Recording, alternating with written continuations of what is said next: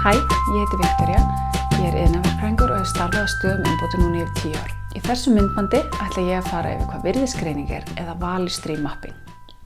Virðisgreining eða value stream mapping er eitt af tólum í Lean hugmyndafræðinni og er notað til að greina ferla.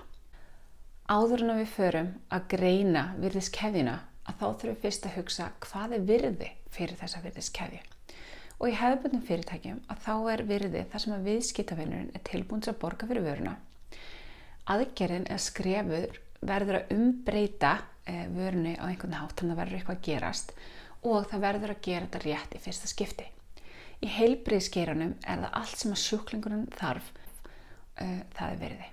Munurinn á virðisgreiningu og öðrum greiningartólum er að við erum að nota okkur ákveðin tákn til þess að sjá í rauninni ferli betur. Það sem er kannski ólíkt þessu og hefðbundinni ferlagreiningu er svo að við erum ekki aðeins að mappa ferlið, físiska ferlið, heldur er líka búið að bætast við upplýsingaflæðið sem kemur ofan og líka bæta við tíma, hversu langt tím en hver skref tekur í tíma og hversu margir starfsmenn. Þannig í rauninni er virðisgreiningarkortið að gefa þér miklu meira af upplýsingum heldur en í hefðbundinni ferlagreiningu. Það þarf samt að passa eitt með virðisgreiningu.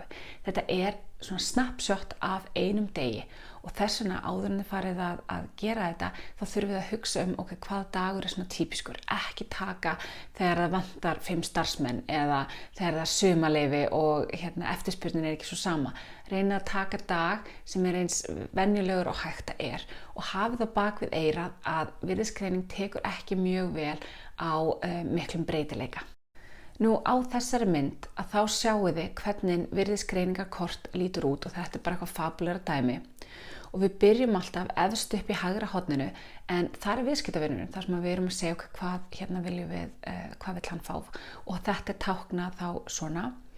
Síðan þegar að eftirspurn á hvað viðskiptavinurinn vill er búið að þá koma ferla skrefin og þetta er þá bara stóru skrefin sem við sjáum. Þar fyrir neðan koma síðan upplýsingabox og þar í rauninni máttu setja inn hvað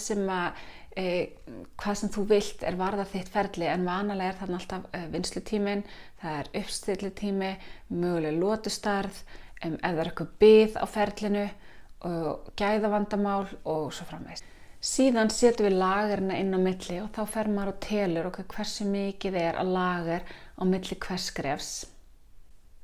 Síðan setjum við byrgjan og bæði hvað hann er að senda til okkar og hvernig. Þannig að sjáu þarna vörubílinn, þá kemur þetta með einhverju sendingu. Ef þetta verður flug, þá verður það flugvél og svo framvegis. Síðan er það skilgreining á erum við að toga eða ýta. Og í flestum fyrirtækjum þá erum við að ýta og þá er þetta táknað með svona með svona zebra merkjum á. Og ef við værum að toga, þá væri það svona snúningsgaur. Síðan setjum við inn upplýsingakerfið, hvernig eru upplýsingarnar á pöntunum að koma til okkar og hvernig flæða upplýsingarnar á milli. Hérna þurfum við bara að passa ykkur að blanda ekki saman físísku flæði við upplýsingaflæði þegar þið eru að gera þetta.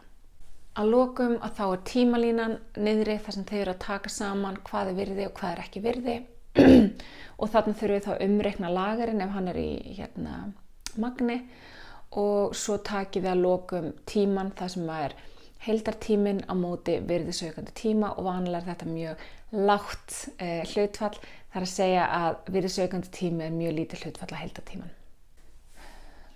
Ég hef mikið nýtt mér 10 skref til þess að búa til value stream mapping og ég ætla að fara aðeins yfir hvað 10 skref það er. Ég hef skipt þessu samt í 4 parta og innan hvers part eru nokkur undirskref. Og í fyrsta partinum þá er maður að búa til stoppskrá, í seinni partinum er maður að skoða baseline, hvar er ég, í þriðja hvert ætla ég að fara og síðan í fjórða hvernig ætla ég að komast þangað.